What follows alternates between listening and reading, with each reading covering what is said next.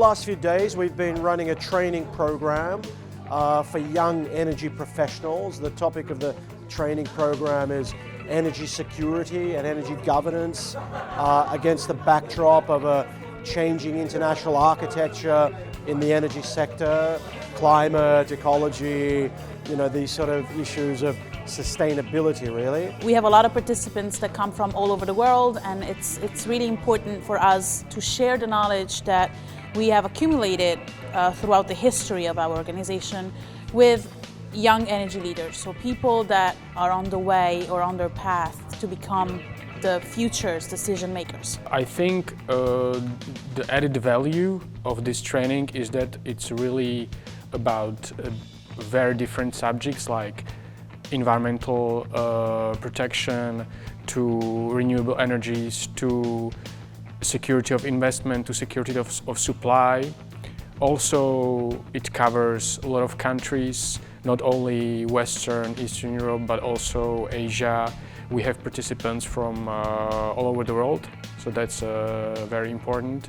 And the speakers are also from different fields. We usually have around 10 to 15 or 18 speakers that come to train our participants, and these are really high-level people, high-level speakers that come from the private sector, the public sector. We have former ministers, deputy ministers, CEOs, and I mean it's really varied.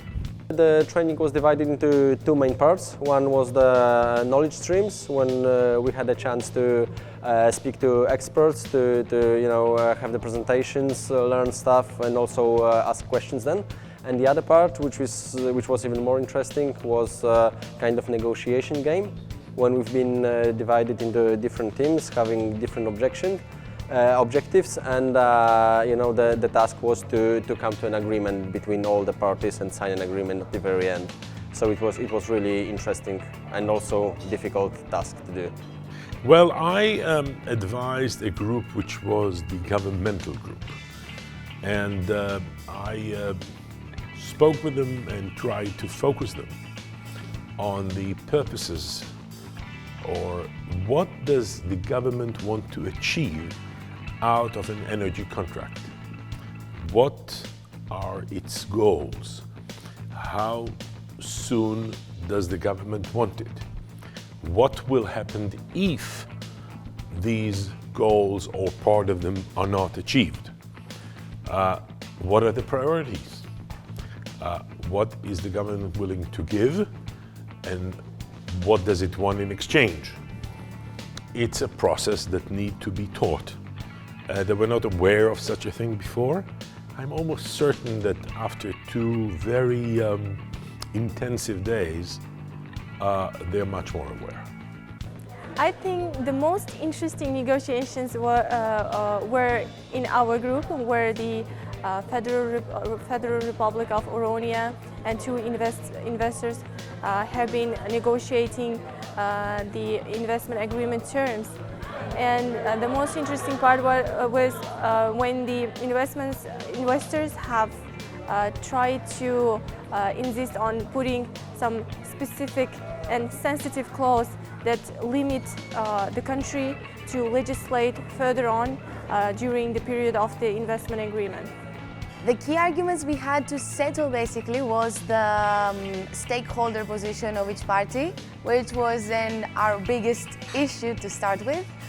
As soon as that went down, then we had some issues regarding the protection of the investment and its security in the future. So, according also to some definitions that we had an issue on, but in the end everything worked out well. The experience has been very intense. We live and work at the same place, so we are together all the time. So we discuss not only in class, so to say, but also during lunch and in the evening. So I think we also got to know each other a bit better, and the discussion is more open, more frank. There's been a very good spirit, a lot of very good chemistry amongst the participants from the different countries. They've gained a great amount of knowledge. They've come here, they've networked, they've met their peers from so many different countries, and I think we have a lot of 25, 30 or so young professionals that are coming away from Krakow in a very good atmosphere and spirit.